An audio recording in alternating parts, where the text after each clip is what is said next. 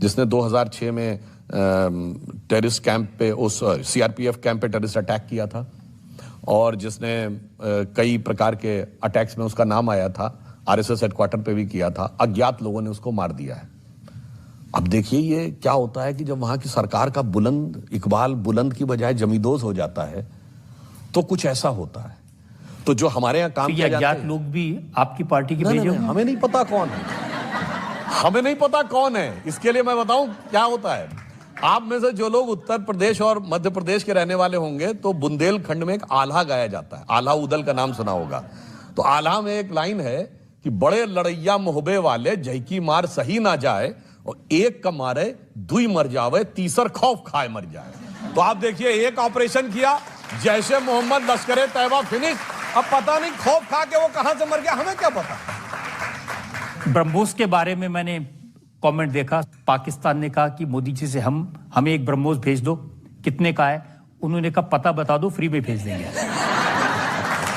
नहीं, आपको ध्यान हो जो जैशे मोहम्मद का हेडक्वार्टर है जिसका नाम मरकज सुभान अल्लाह था, तो ऐसा मोदी जी ने ब्रह्मोस भेजा कि एक दौर था वहां से बैठ के आतंकी हमले होते थे।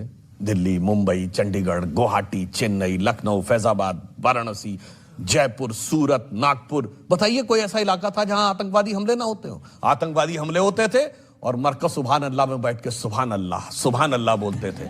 आज मोदी जी ने ऐसा मारा है कि वहां बैठ के या अल्लाह बोलने की नौबत आ गई है। जनता में से एक सवाल ले सकते हैं इसमें।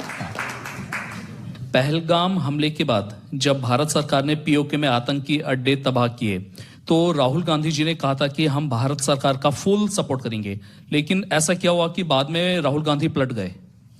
देखिए ये मुझे लगता है इसका उत्तर तो कांग्रेस पार्टी या राहुल गांधी जी का कोई प्रवक्ता दे सकता है, मगर अलटना पलटना जो है वो कांग्रेस पार्टी की फितरत में रहा है। और वैसे जिस दौर में उनकी दौरे हुकूमत थी तो फुल सपोर्ट नहीं करना था, केवल सेना जो करने को तैयार थी उस पर शांत रहना था।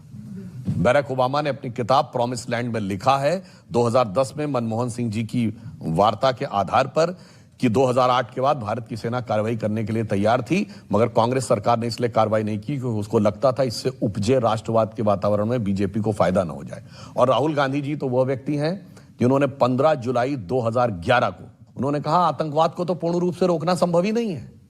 It's impossible to stop terrorism at all the times. मगर आप देखिए मोदी जी की सरकार आने के बाद पूरे भारत में जो आतंकवाद होता था, दक्षिण कश्मीर के 4 जिलों तक उसको सीमित करने में सफलता